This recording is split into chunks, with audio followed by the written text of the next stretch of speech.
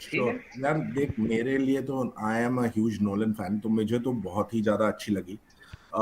सबसे आई think the best part about this movie was and why I would rate it one of the best work by Nolan is primarily because आप biopic जब attempt करते हो ना, तो biopic can be very boring, right? मतलब अगर उसको सही पेसिंग, उसको सही विजुअल्स, उसको सही साउंड, एक अच्छी स्क्रीन प्ले, एक बहुत ही ज्यादा अच्छे एक्टर्स जो आपके मतलब स्क्रीन टाइम को होल्ड कर सके, जब तक वैसी सिचुएशन ना हो, तो biopics tend to go either ways, right? बहुत ही रेयर केसेस में होता है कि बायोपिक बहुत अच्छी बन गई, ठीक है? तो एक तो वो बहुत अमेजिंग था, मतलब आई थिंक इट इज, मैं I think I wrote it somewhere yesterday also कि it is going to be a movie, it's going to be a master class for all the biopics that are going to come in the future. Matlab, people will refer to Oppenheimer, that is definitely going to be there.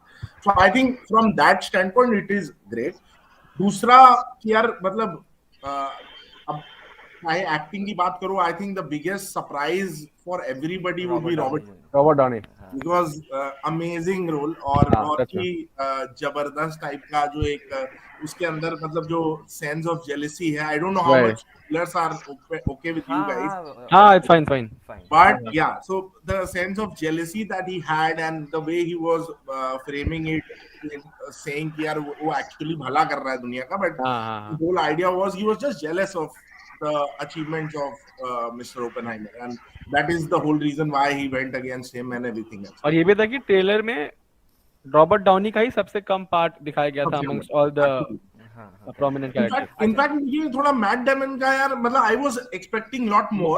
Exactly. But I think it was a very subtle character. But हाँ, वो character ही ऐसा था। Character ऐसा था। वो character but मेरे लिए तो Ananya honestly the best surprise, या सरप्राइज नहीं है, Emily Blunt is obviously a very good actor, but I really liked Emily Blunt's role.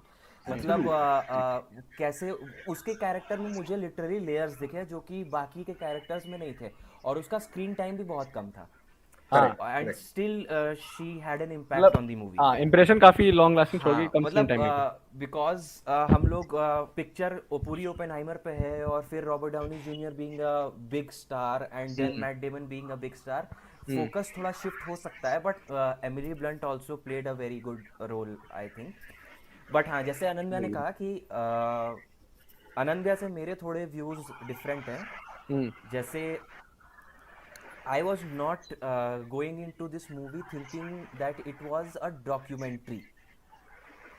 I think it is a very well brilliantly made documentary, but it seemed at some point of time it seemed like a documentary, like let me give you examples। जैसे मुझे ऐसा लगा कि characters बहुत ज़्यादा थे इसमें, ठीक है? जैसे अब तुम जैसे हम स्वप्निल, अमन, अनन्या सब लोग एक साइंस बैकग्राउंड से आते हैं, तो हम लोग को ये पता है कि हाइजेनबर्ग कौन है, हम लोग को ये पता है नील्स बोर कौन है, ठीक है? हम लोग को ये पता है, ऑब्वियसली सबको पता है एल्बर्ट आइंस्टाइन कौन है।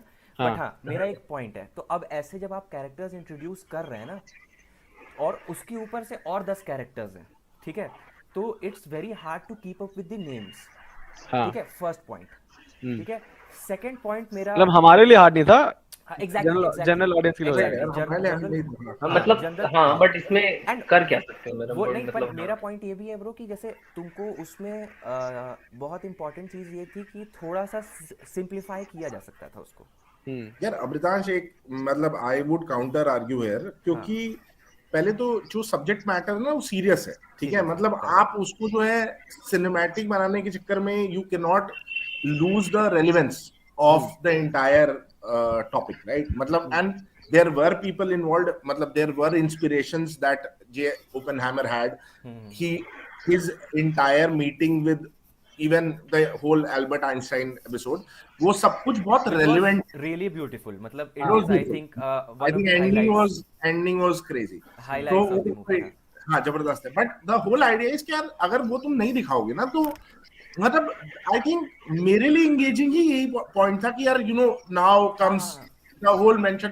अगर तुम्हें याद होगा कि वो senator who actually helps was John F. Kennedy, so you take away those small things from that movie, and I think that is the best part about it। मतलब you would oversimplify a movie of this grand scale अगर आप उसमें ये सारे elements नहीं डालोगे. That's my point. May be मतलब पर हाँ मतलब मुझे भी समझ में आई और मुझे भी बहुत सही लगा.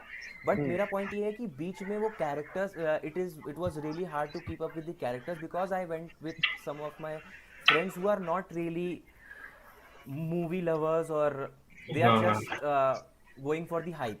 ओके तो उसमें उन लोग के लिए थोड़ा मुश्किल हुआ क्योंकि हम लोग देखते हैं मूवीज तो वो इतना डिफिकल्ट हम लोग के लिए नहीं होगा. फिर दूसरा पॉइंट एक मुझे ये भी लगा बहुत इम्पोर्टेंट कि जापान का जो पर्सपेक्टिव है जैसे जब वो बॉम्ब फटा जैसे टेस्टिंग का हम लोग को दिखाया गया था राइट. हम लोग को मूवी में टेस्टिंग का दिखाया गया है कि जब टेस्ट किया गया.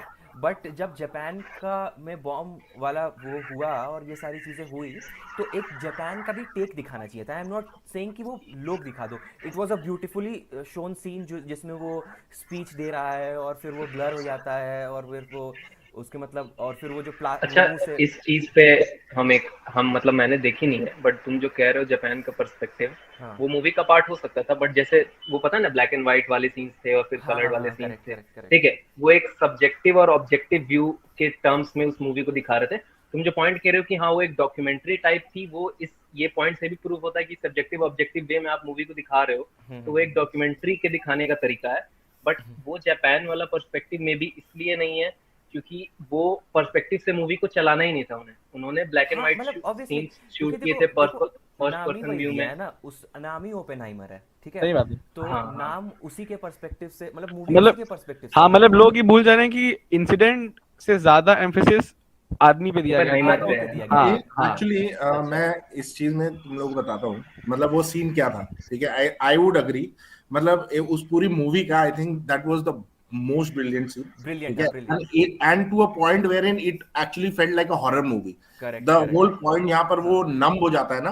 हाँ and why they didn't show Japanese people was for a reason. तुम समझो यार उसको क्या गिल्ट है. एक बात बताओ ओपेनहाइमर को गिल्ट क्या है. उसको गिल्ट ये है कि उसने जो है एक ऐसा बॉम्ब बना दिया है which will destroy the world in the coming future and because correct of the whole fight that will happen. तो करेक्ट प्रॉब्लम क्या है कि यार वो अगर जब भी तुम सोचोगे ना कि दुनिया खत्म होने वाली है तो तुम अपने लोगों को मरता हुआ देखोगे या जापानी लोगों को. मतलब just think of it on correct those.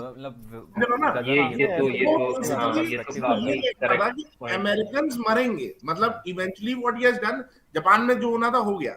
उसका पर्सपेक्टिव ये था उस पॉइंट पर कि यार अपने लोग उसके मरेंगे and this is what it will lead to. तो I think that was the whole idea about it. I have also read online कि बहुत सारे लोग कह रहे हैं यार जापानीज को नहीं दिखाया बट उसका पर्सपेक्टिव वहां बहुत डिफरेंट था. वो चाह रहा था कि यार मेरे लोग ना मरे. मतलब and he had that guilt with in. Correct correct correct हाँ वेरी वेल सेड. मतलब ये पॉइंट तो मैंने सोचा ही नहीं था. ये मतलब पॉइंट तो हाँ ऑनेस्टली ये और काफी अनदर तगड़ा पॉइंट ये है कि उसको वैसे भी गिल्ट अपने का शायद ज्यादा ही होगा तो ऑब्वियसली यार.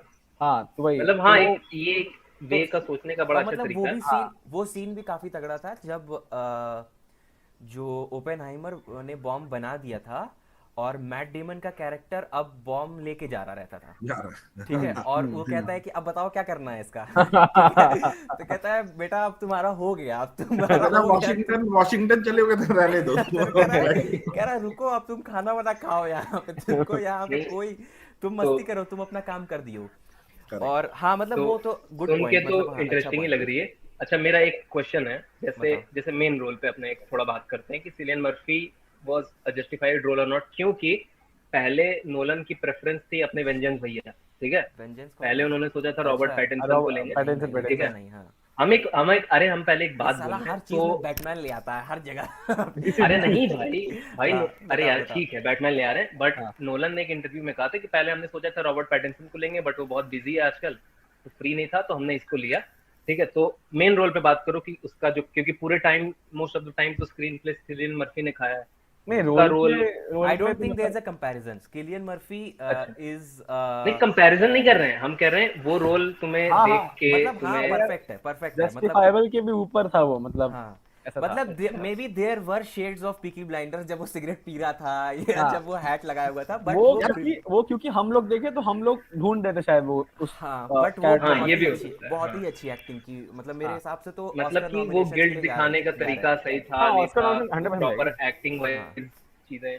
यार हाँ। वो बेसिकली ना, अगर तुम देखोगे नोलन की स्टार्टिंग की मूवीज से ही, मतलब even for Batman, Bruce Wayne के कैरेक्टर के लिए किलियन मर्फी आया था, हाँ, वो audition निकला, and then he got the scarecrow. हाँ, So I think it was the entire build-up of becoming J. Oppenheimer that has happened with Cillian Murphy, and maybe we Correct. saw him हो in सकता है, between with Peaky Blinders, तो वो भी एक बहुत solid चीज थी. सही But बात। I think वो build-up हुआ है and he had to do that. मतलब तुम किसी और को सोच ही नहीं मतलब सकते. हाँ हाँ, करेक्ट। अब देखने